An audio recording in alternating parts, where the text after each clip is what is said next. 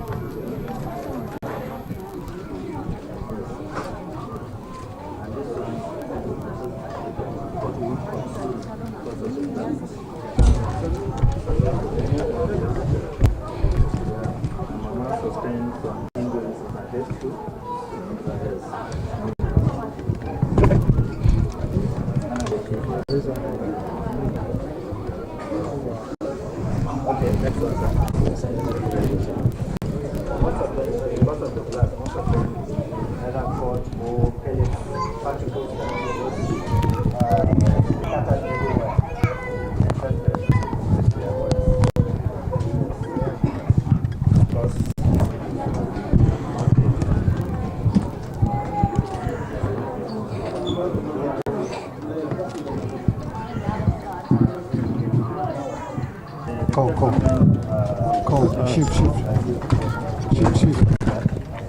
Go. Thank you. You have my number. Why is one guy?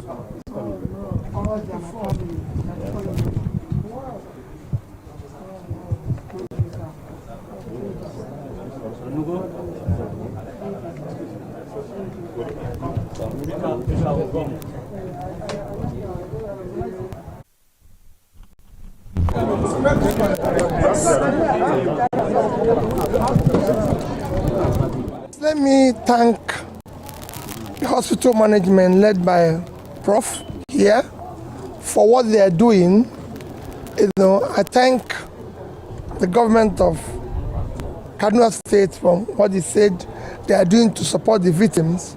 Their response is what it should be. And I urge everybody to get involved. So I believe the right things are being done as far as regards the hospital, what the hospital management is doing.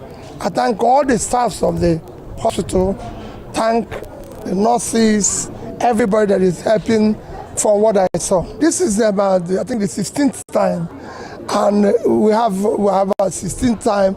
Let me first appreciate the hard work and the effort of the military in helping us to secure the country. But then we should also re-examine and ask ourselves this fundamental question about this reoccurrence where we have 16 times and we have lost almost 500 people. Why is this happening and everything? And be able to see how, as a government in particular, we can support the military to ensure that these things don't happen again. It brings me into question. I always ask at times when I listen to the present, I think it's Chief of Defense Staff, who said that their regular allocations are not, budgetary allocations, are not released to them adequately. And then one questions, what is our priority? To release money for non-essential things like SUVs or renovations and everything, or to release money to secure ourselves? Because security, everybody knows, is very, very critical to our problem today. That will take our farmers back to farm, which will tackle our main inflationary item, food.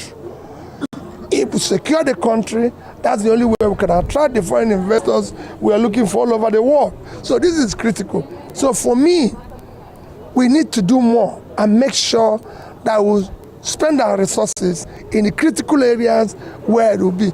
Even improving the health sector, like this hospital. Bringing them and treating them in the hospital is one thing.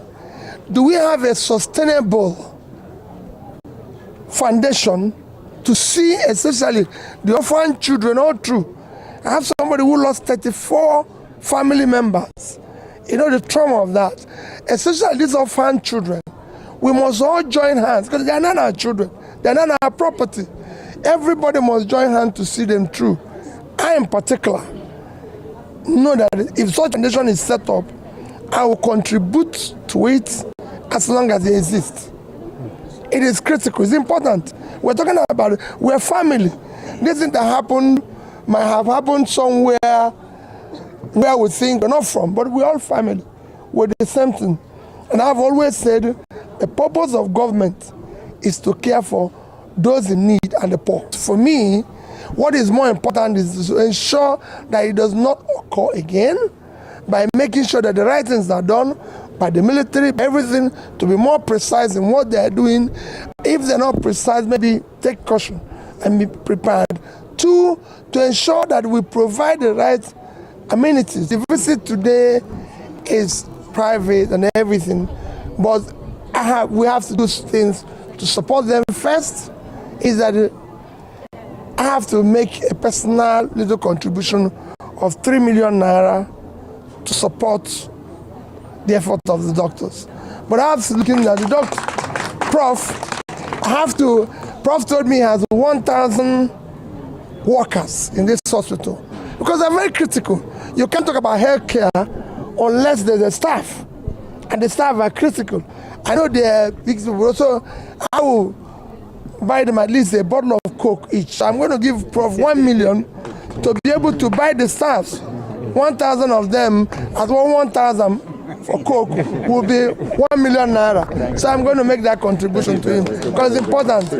See, no, yeah? So it's 4 million naira. And of course, there's other ancillary things. So I'll be making a donation of about 5 million naira.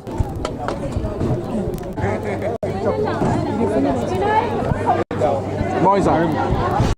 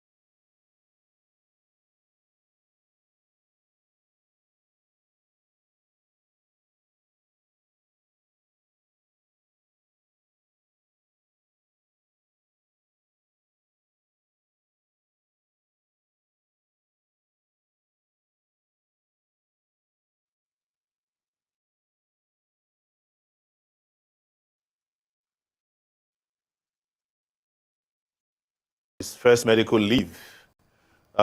Even though letters were transmitted to the state that he had returned back about 4 months ago, he never stepped foot on Ondo State. That is to say, it is reasonable to say that he has abdicated his role as the governor of the state a long time ago. And governance is not a joke. You just can't wake up one day and say that, well, I don't want to go to work, I'm a ghost worker, and I'm on leave, and you never went back to office, and then you go back on another leave. You know, this is just a really, really horrible story that we're hearing from our beloved state. And where it becomes then very difficult is that I heard you now saying that he's going to transmit another letter to Ondo State so that his deputy can act in his capacity as a governor. The question you should ask is, where are they going to get the signature to write a letter to the Ondo State House of Assembly? And as I speak with you, just a few seconds before I got into the studio, I was told that the Ondo State House of Assembly has been meeting all day long, waiting for his son to provide the letter that was supposed to transmit to the House of Assembly, allowing his governor to, the deputy to start as an acting governor, and they can't even find his son. So this is how terrible governance has become in this country, and in particular in our state, that the destiny of an entire state of over 5 million people, and I'm talking about a state that's bigger than several West African countries in population, or some countries around the world, left in the hands of a family to be tossing them around the way it is. And I'm very ashamed that I should say this, that I'm ashamed that those young people, or I don't know if they are old, in the Ondo State House of Assembly, who are waiting for his son to bring another forged letter to them, saying that he's going on leave when he has not resumed from the first medical leave. So this is something that is unacceptable. This is something that is ridiculous. And I don't know why anybody would accept this, especially considering that we've been through this before at the highest levels of government. Don't let us forget that there was a president in this country, Umaru Yar'Adua, who was brain dead for 5 months. 5 months. And he was running this country by proxy until the people rose up and said enough is enough. And today, we are repeating the same thing in Ondo State. And interestingly, Akeredolu was the chairman of, or the president of the Nigerian Bar Association at that time. He said clearly that what Yar'Adua was doing was not only illegal, but immoral, and asked him to resign at that time. And now he's his turn. He wants to go to his grave with Ondo State governorship, which is impossible. So I don't know why anybody will accept this. And Ondo State, for that matter, you know, this is the same Ondo State that people always brag about, that they don't accept nonsense. Now nonsense has become the governor of Ondo State. And this is completely unacceptable. And my position is not determined by the fact that I'm from the state. I would do the same for any state in the country or the country itself, because we've done this before for Nigeria and resolved the issue of, at that time, with the doctrine of necessity. And eventually the vice president became the acting president, and eventually the president of the country. So I just want to make that very clear, that this is unacceptable, and it should not be acceptable to anybody. And I'm pointing my fingers at those people in Ondo State House of Assembly, that they're a disgrace to the states and Nigeria and lawmaking. Now, Mr. Sowore, like you rightly pointed out, you know, what's happening is not new. We've had that, you know, with the late President Yar'Adua. We also saw something similar, you know, happen in Taraba State with the late Governor Dambaba Suntai. So how do we prevent this kind of scenarios going forward? Do we need more laws, or is it implementation of the existing laws, you know, that we need to do more? I mean, there are laws already, yes, there are laws already that are meant to address this after Yar'Adua died. But, you know, this is always what I say about Nigeria, you know. You can make laws, and in a country that is lawless, laws would never work until you have people who believe in the rule of law. And sometimes the rule of law do not happen except people rise up and enforce the rule of law. That's what happened in the case of Yar'Adua. We had to rise up all over this country, men and women. And don't forget, during Yar'Adua's time, while we were rising up, there were people who were benefiting from it. There were pastors, imams in this country who went and saw Yar'Adua and said that he's doing very well. There were newspapers, media houses who were saying that, oh, they saw Yar'Adua climbing hills and he was running on treadmills. There was a newspaper that carried a ridiculous story at that time. Now, Now, we understand that you'll be having a resume or resign meeting in Akure on Saturday. Can you tell us more about it? We understand there's some sort of controversy over the use of a hall and that you'll be suing the DG of Akure. What more can you tell us? Well, let me first and foremost accept your apologies. Never interrupt a presidential candidate just to take a governor in a press conference. We're all equal before the constitution of whatever the constitution of this country is. So, but regarding Ondo, we are going on Saturday to have a town hall meeting to discuss the situation of the state. The situation of the state is not just about the governor alone. It is about the abandonment of governance in the state. I must tell you that for the last 13 years, the southern part of Ondo State has not had a flicker of electricity, 13 years. And that's something that's important to us. They are increasing school fees in the state, just across the country. And we now have in our hands a situation in which the Ondo State governor has abandoned his duties. So we want to concretely address that. We're not satisfied, and I mean this, that they have to run to Abuja to come and take a decision on behalf of the people of Ondo State. The president of Nigeria is not the governor of Ondo State. He cannot tell the people of Ondo State what to do. And that's what I was saying before I got interrupted, that even for those in the House of Assembly who are not doing their duties as they should, we would encourage the people of Ondo State to start recalling them. They don't know what they are elected to do. And maybe it's because they were not elected anyway. Most of them were selected in these kangaroo elections that has bedeviled Nigeria over the years. So we will go ahead and have that meeting. We learned that the SSS went to the palace of the DG of Akure to force him to cancel the hall. And they wrote a very demeaning letter yesterday to me saying that I deceived them with the use of the hall. I've never deceived anybody. I paid with from my own personal account a day before a deposit of 100,000. So nobody can claim that they don't know my name in Nigeria. And I called them. I spoke with the guy who signed the press release, one Michael, that I want to speak with the KBC himself to see if he can attend our town hall meeting. And they wrote to me that they have cancelled it because of the DSS. But we are going ahead. We are going ahead in the same location, the hall, and have a town hall meeting on that day. And we have now expanded this to include every town and city in Ondo State. The only thing that can avert that town hall meeting and protest on that day is if they do what is right. And it's very simple. Just hand over power to the deputy. I don't know the deputy. I don't want to know who the deputy is. Just like I didn't know Jonathan when I was fighting against the Yaradua cabal, and I don't know him till today. I've never met Jonathan before in person, but we all fought for him.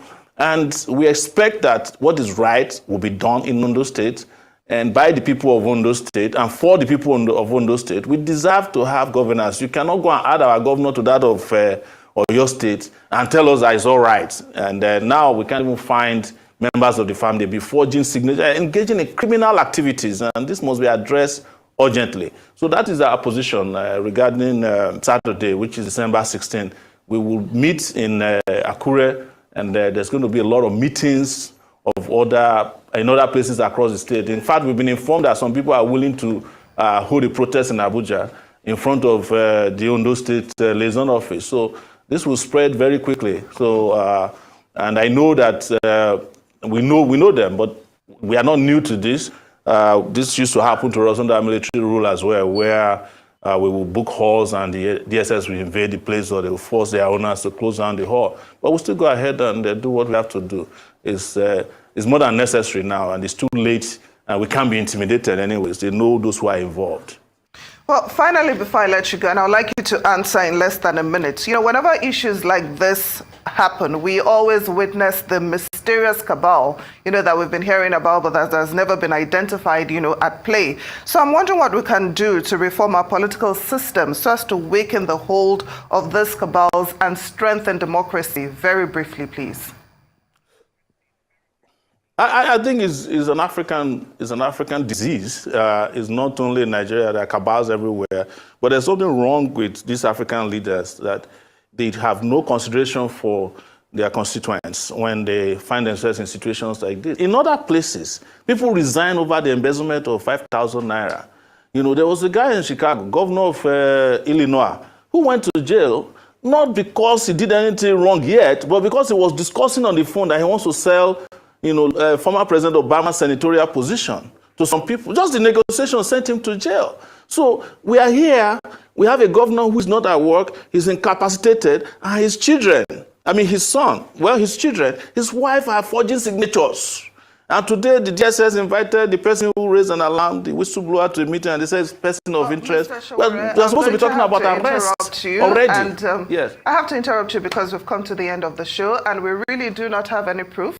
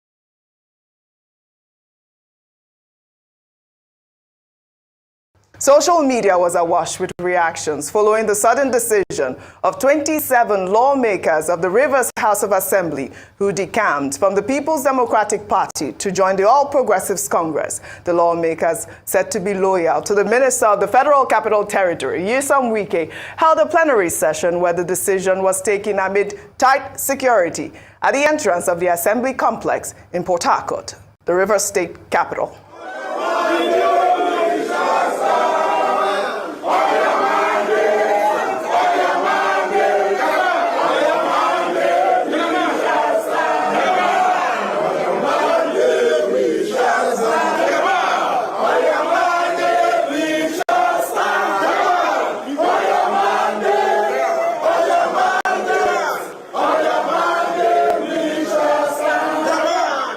Well, I told you this is Wike's new song. I told you it was On Your Monday, Bola, and now Jagabano. That video that we played last week showed us that Wike is in charge of the new song, while the defection of the lawmakers, according to reports, is said to be connected to the rift between the governor of Rivers State, Fubara, and Wike over control of the political structure in the state, while users on social media reacting to the lawmakers' defection pulled up an old video where Wike condemned defectors in political parties. Everybody will have to be careful. You give somebody an umbrella, the next day he defects.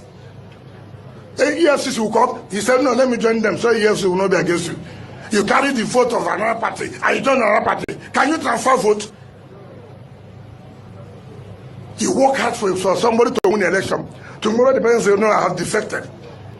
If you are defecting, leave the seat. If you know it is easy. Wike is trending. Another old video showing Wike condemning the All Progressives Congress over failed leadership also made the rounds on social media. Well, let's take a look before we take some reactions. When I hear people declaring for APC, saying that they want to continue the good job of Mr. President, the good job of people dying every day, the good job of Naira falling every day,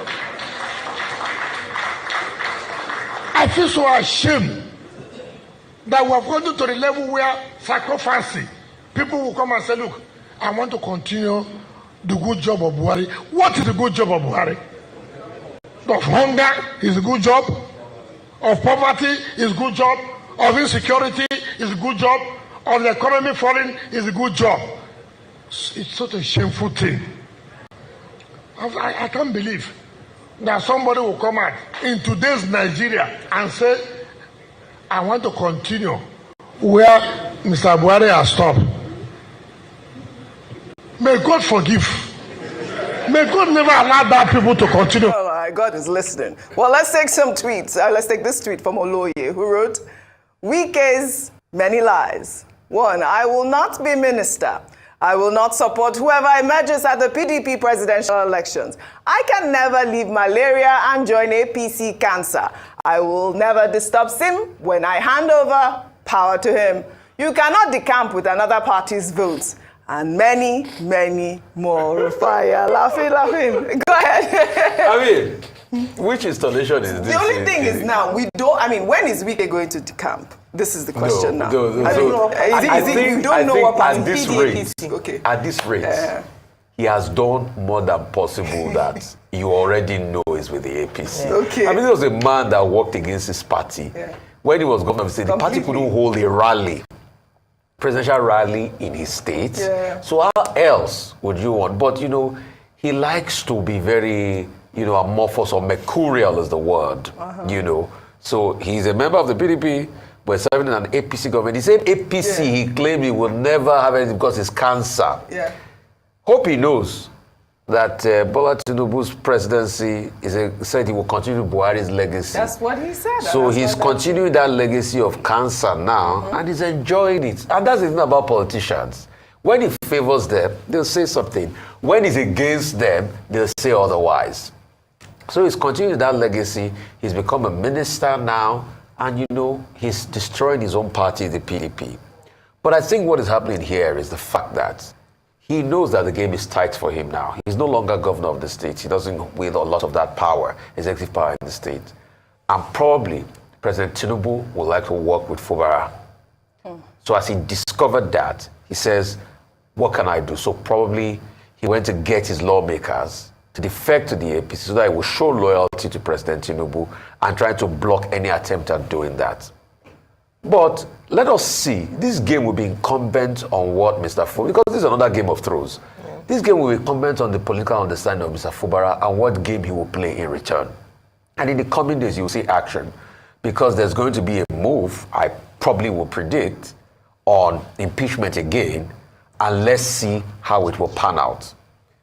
But the part of this game that is not clear is the fact that Mr. Fubara is not aligning with some of the people in the PDP that are key stakeholders. And I've not seen that alignment, you know, the likes of the lead mayors of this world and a couple of other people. We've not seen that alignment, you know, among him and the great PDP folk. But probably if that alignment happens, then at first they will start by ensuring that they push the case in court. Probably these lawmakers will be able to, some of them will be able to lose theirs if they can prove it in court, and INEC can organize by-election. This might be the first step in him asserting. But also, you can't take it away from Wike. Wike, that could pull such a stunt in a state that he's no longer there, with a lot of political power. And that's when a lot of people say he's valueless. No. That's exactly what I said. He's been able to turn everybody around. Absolutely. You know, on their heels. And that's why everybody is careful with him. Yeah. Look at leading up to the election. He kept on decimating the PDP, and PDP could not say anything. Yeah. It was 4-0. That's how the PDP came out to say that, oh, Wike and his cohort of 5 governors will not do anything. But they disturbed the chance of the PDP. You can't take that away. Yeah. So let's see the political gravitas at which Fubara is going to fight. But Fubara is in a big cul-de-sac.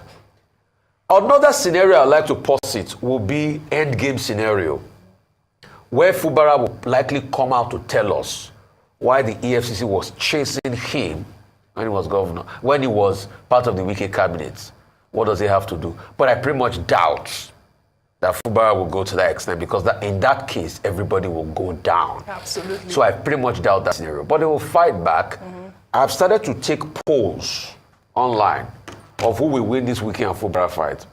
A lot of people. Are you doing that? Oh, yes. So okay. I started yesterday night. This is Game of Thrones. So based on my Twitter, about 74% is saying Fubara will win. Okay. 23% is saying Wike. But based on my deep understanding of politics, maybe if they would teach Fubara how to fight Wike, Wike has a better grasp of this. Well, right. He's played this game before with Amechi, and he knows he has a better grasp, and he has the arsenal of money. But Fubara might spring a surprise. But it's a fight for survival. It's just like your motor park garage fight. If Fubara wins this fight, he's the new king in town. That's right. It's like the slum king that is currently showing on TV fights. All right. Ayo, right now, you know, the PDP is calling for fresh elections in Rivers State, saying that the 27 seats have become vacant. Really quickly, so we I must say that I'm quite disappointed at the PDP's response. Very weak, very tempered.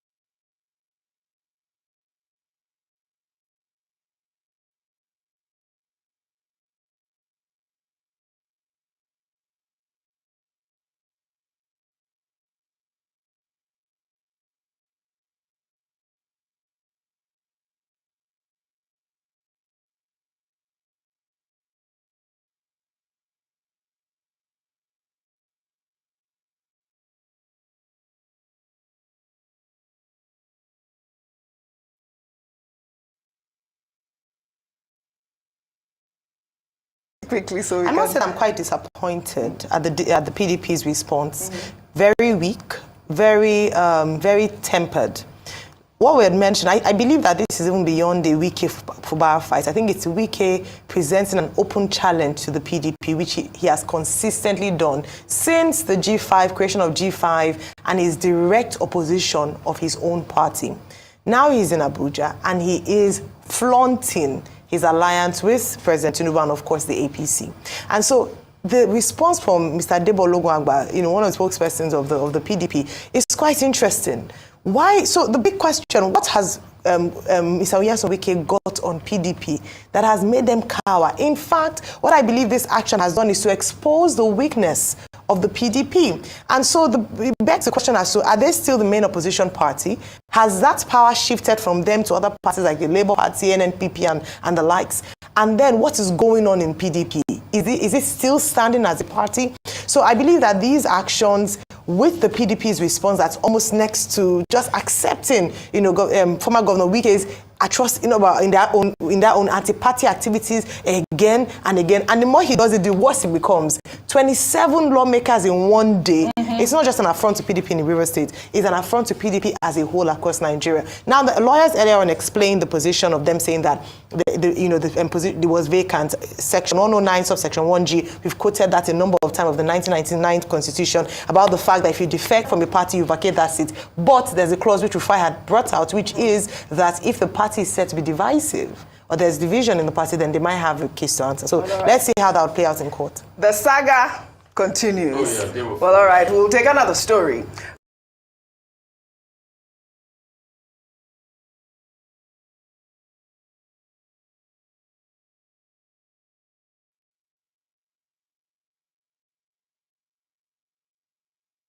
To cushion the impact of the fuel subsidy removal, the vehicles are made up of 57 units of gas power,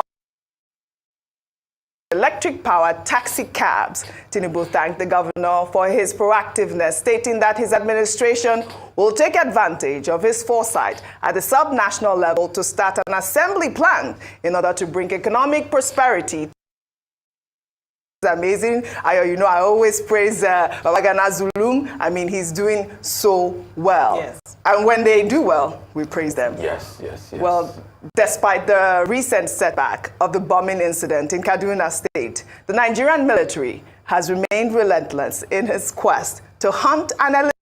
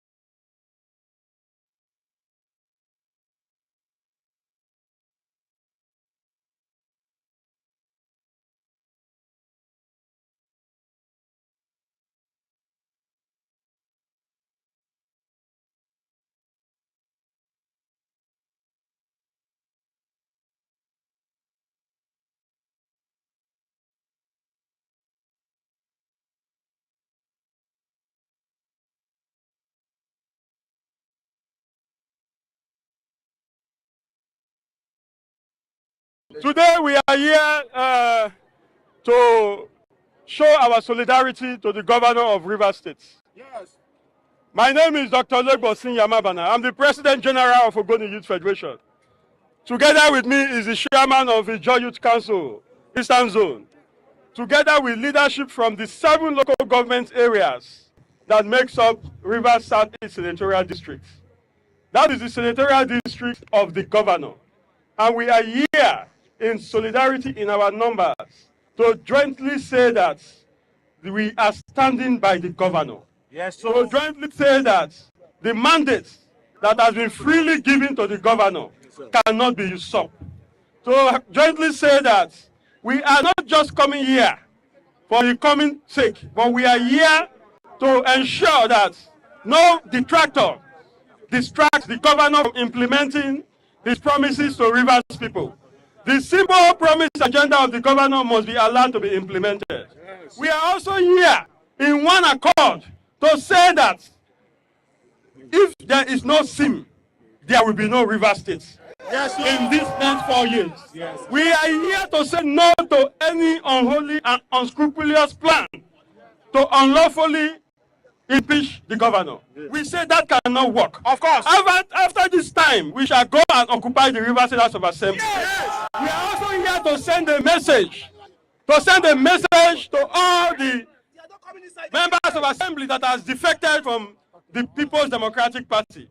We are telling them that in line with Section 109 of the Nigerian Constitution, their seats are vacant. Yes. And we are hereby calling on the Right Honorable Speaker, Right Honorable Eddie Neye, to immediately declare those seats vacant. Yes. We are also calling on the acting party chairman in Rivers State, acting PDP party chairman, to immediately rescue himself by declaring those seats also vacant. Yes. Because we, the Rivers youth, we are peaceful and we are following the Constitution of the Federal Republic. We will continue to demand our rights. And our right is the one we have given to the governor, for him to say peacefully and rule the state to the betterment of all and sundry. And we are here in one accord. Thank you very much, and God bless you. Let me put record straight today. 35 or 37 members of House of Assembly can never be bigger than the geography, can never be bigger than Riversible. In 2020, in 2015, 2019, we paid with our life to protect the interests of the former governor of Rivers State. We know what happened in Rivers State. I was stood firm to support the former governor.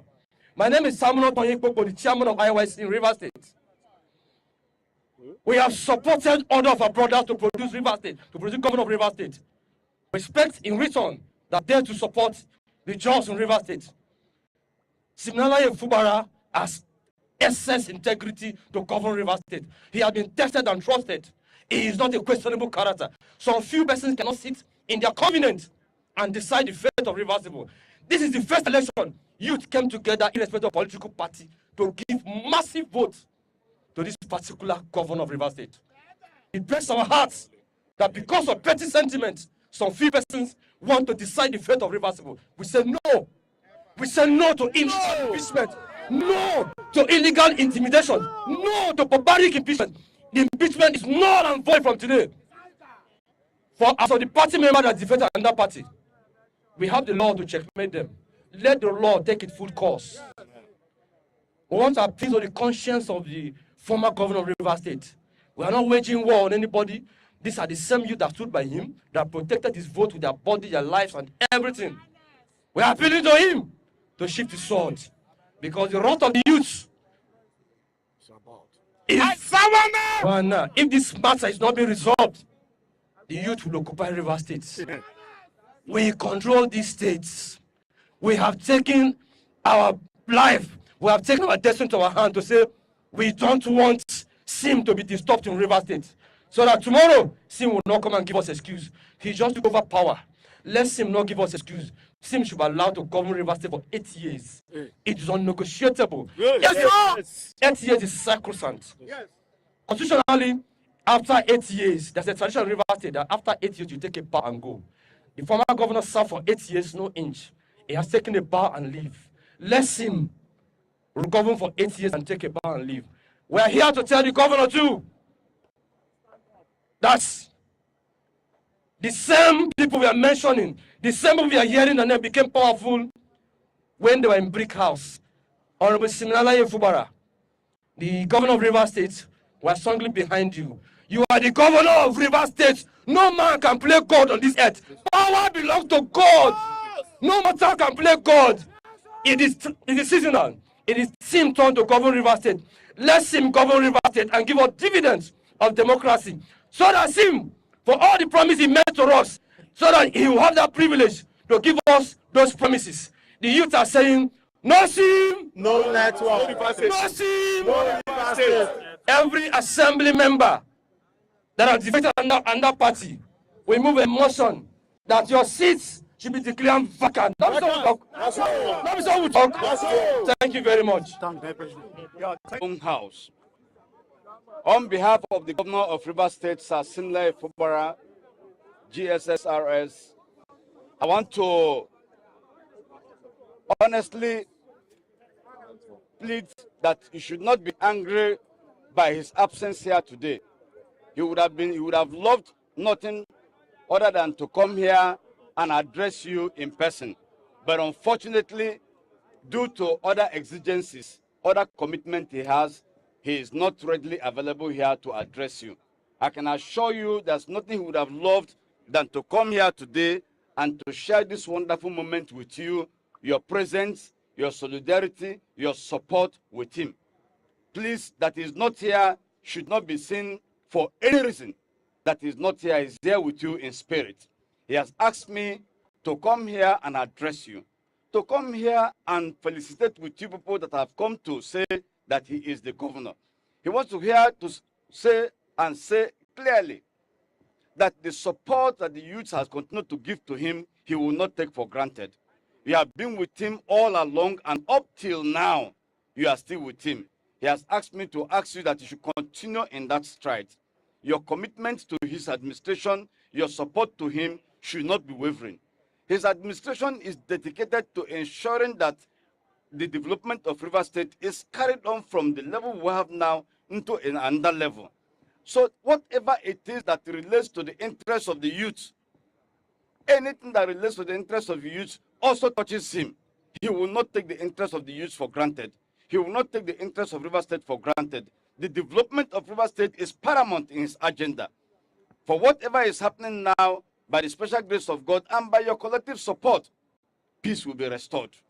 Peace will be restored, and his leadership will come to pass. And his leadership will deliver the dividends of democracy. All the requests you have made here, all your petitions here, be rest assured, once he is available, I will table those petitions to him. He will look at them, and probably I will also join him. I'm sure by the time he is available, he will call few of your leaders here into a private meeting where you will discuss with him. I want to thank all of you, especially a peaceful disposition. This morning you've been here, you came in company of security agencies, meaning that your movement this morning was legally organized. You've came here legally this morning, there was no disturbance. We want to enjoy you that as you've come, also go back home peaceful. When he comes back and when he's available, he will definitely liaise with some of your leaders and see you and continue this discussion. I want to thank you and pray that God will bless each and every one of us as we go back home. Thank you and God bless all of you.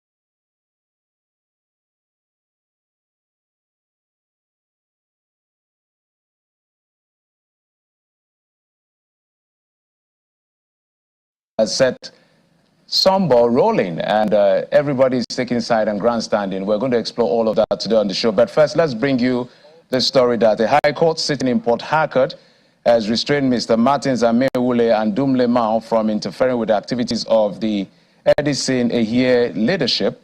The ex parte order, which was issued by Justice Monima Danagogo in Port Harcourt, the River State capital, warned against the use of thugs and police officers to forcefully gain access into the premises of the House of Assembly. The judge further restrained the defendants and their agents from disrupting and interfering with the exercise of their duties. However, in their reaction, the Rivers APC caretaker chairman, Mr. Antonio Kocha, disagreed with the judgment, accusing the judge of bias and threatening to report the judge to the NJC.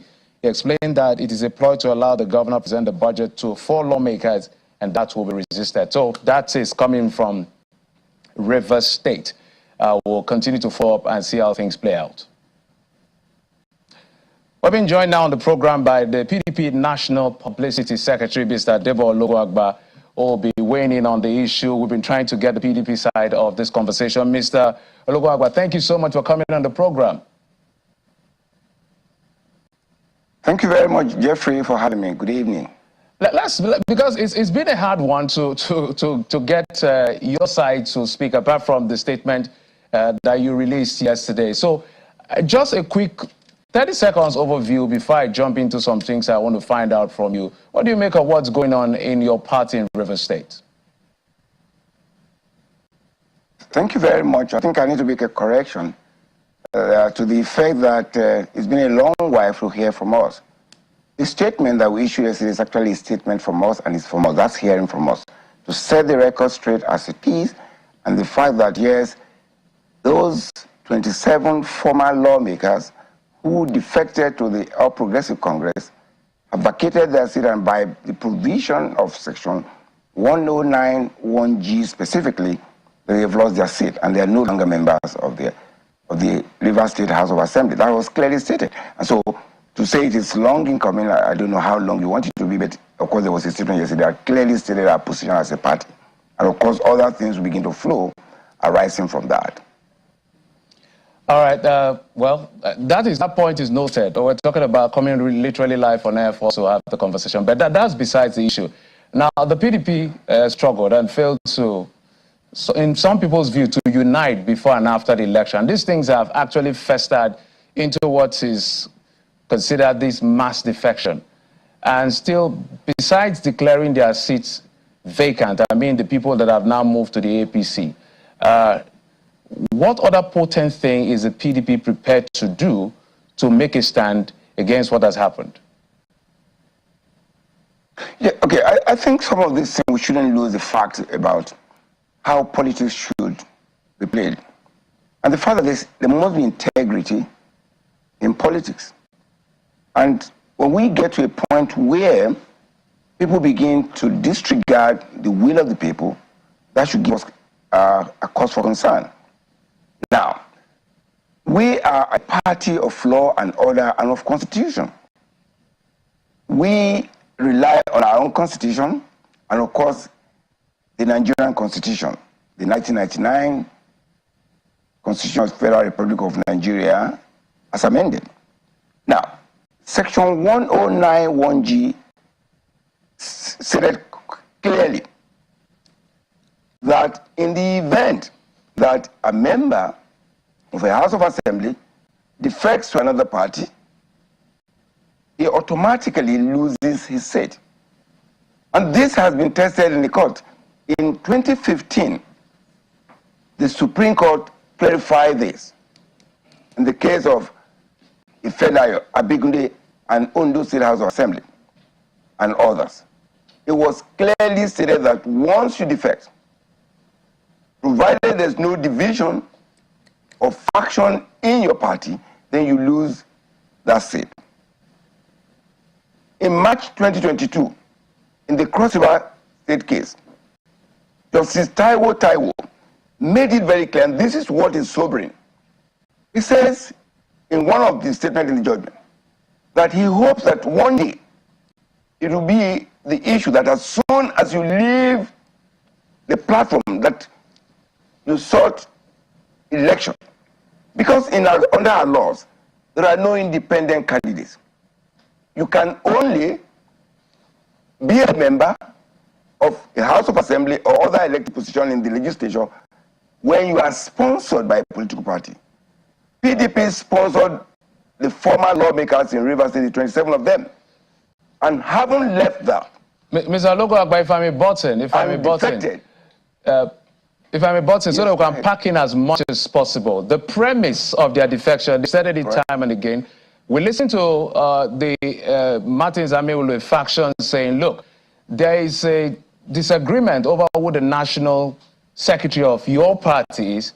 They accused the governor of abuse of power, intimidation. They reeled out all kinds of, a couple of accusations as a reason for the division in the party, because there's a proviso, even in section 109(1)G, beneath that, that says that there's a division in the party.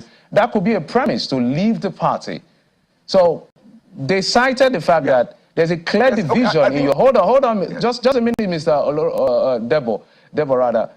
The fact, I started by saying that, look, before the election, there were issues in your party. After the election, there were still issues in your party. And they are basing this uniquely to themselves in terms of what's going on at the national level. They cited the national secretary. You may be able to clear that. And of course, what is going on within the party in Rivers State as a basis, which there's a proviso for within 109(1)G for them to excuse themselves within the party.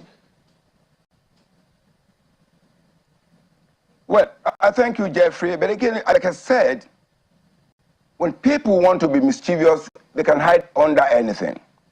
But the good thing is that the Constitution is so clear. And like I said earlier, in 2015, that provision, that proviso to that constitutional provision of section 109(1)G had been made. And the proviso is when there is a faction or division in the party. Now, PDP is one.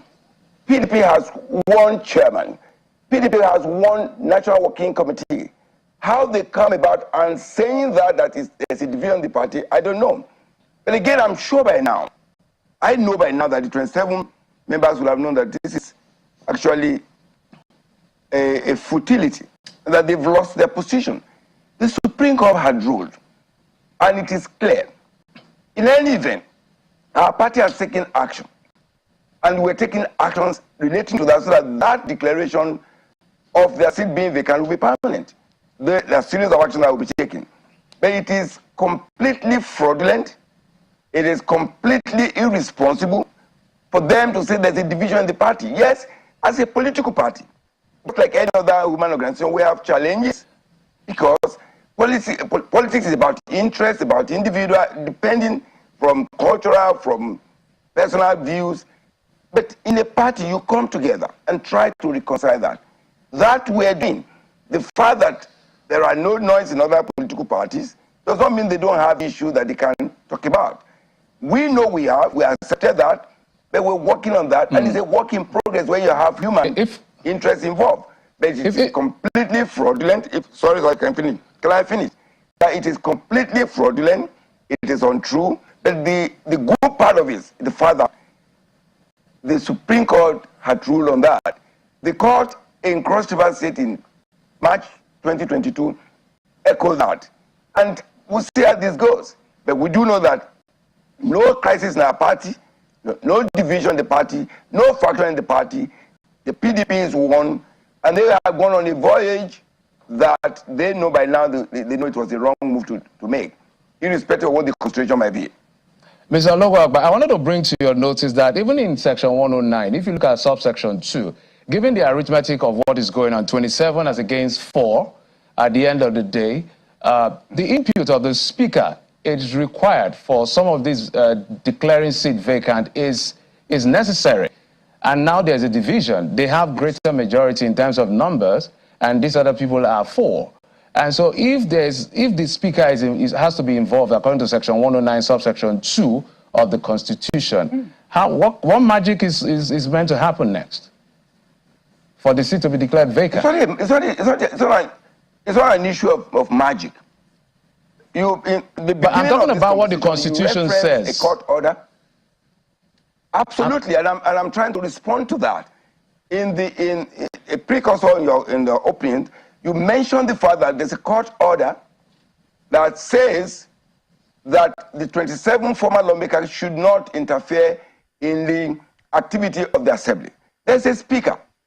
The speaker has a duty to declare those seats vacant pursuant to the provisions of the Constitution. Mr. Debo,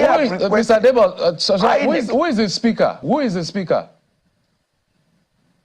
Mr. Ahie, you said that yourself. There's a court order that confirmed that.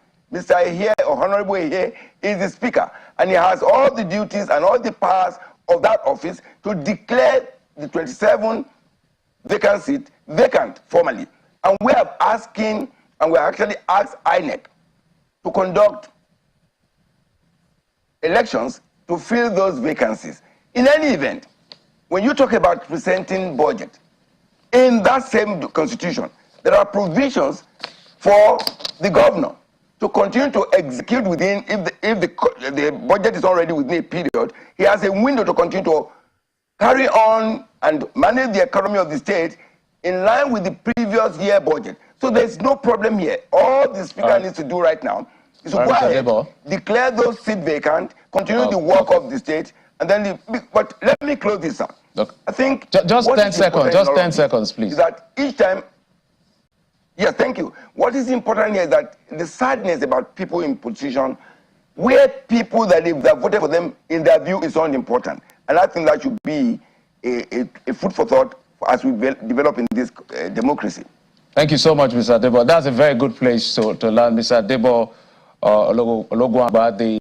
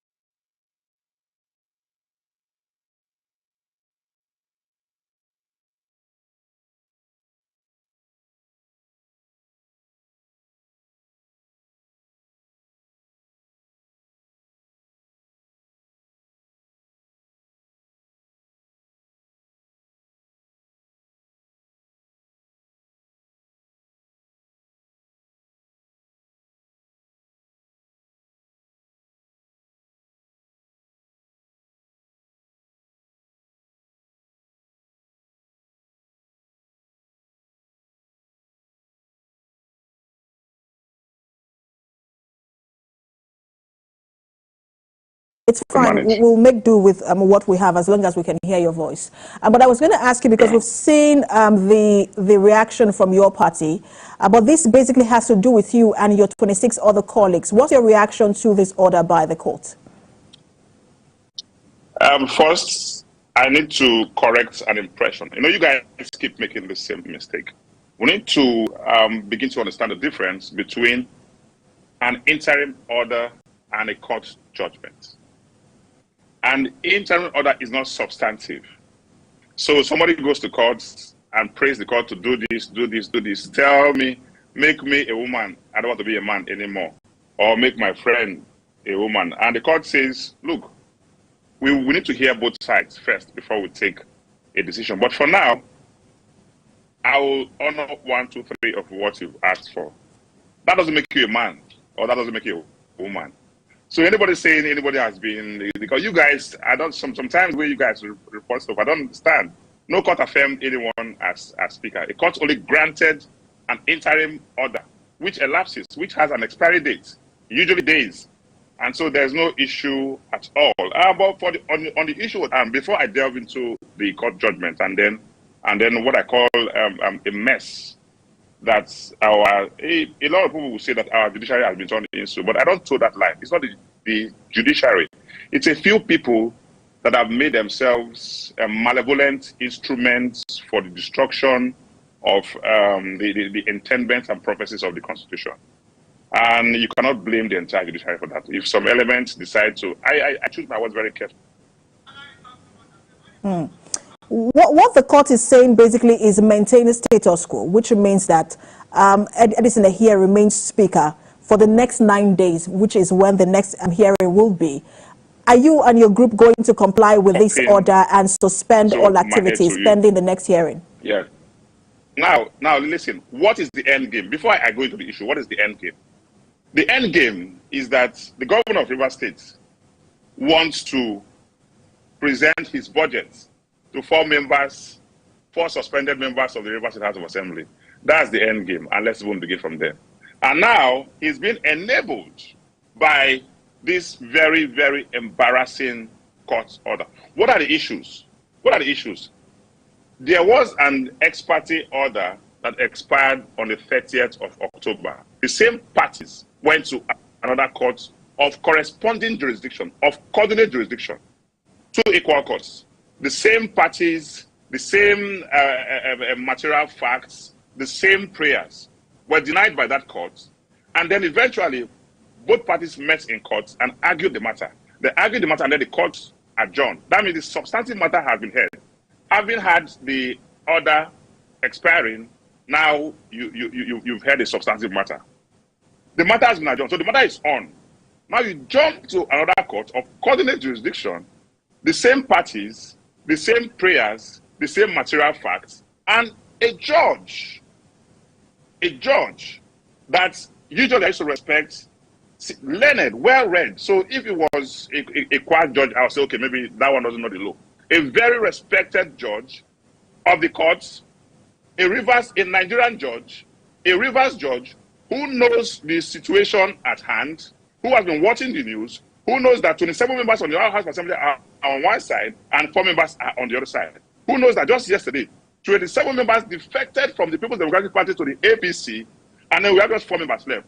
Entertained their request, granted an order. Look, I'm not a lawyer, but I know that before a judge gives a judgment, there's something called, I think, the subjective rule or so, which says that the judge considers... I just want to abort him because you haven't answered the question I asked earlier. If you are going to comply with this particular ruling and suspend all legislative business for the next 9 days. It's not a ruling. It's not a ruling. It's an interim order. We are law-abiding people. Every time I speak to you, I tell you that whatever we do in the Tenth Assembly, we work within the confines of the dictates and prescriptions and the prophecies of the Constitution of the Federal Government of Nigeria as altered. And so if a judge has said so, the court has spoken, no matter how right or no matter how wrong. The court has spoken, the court has spoken. We're not rascals. We will listen. Our lawyers are working to vacate that order. It's not an issue. We are exploring our options. Section 153, subsection 1 of the 1999 Constitution as altered has given us the option that we would have needed.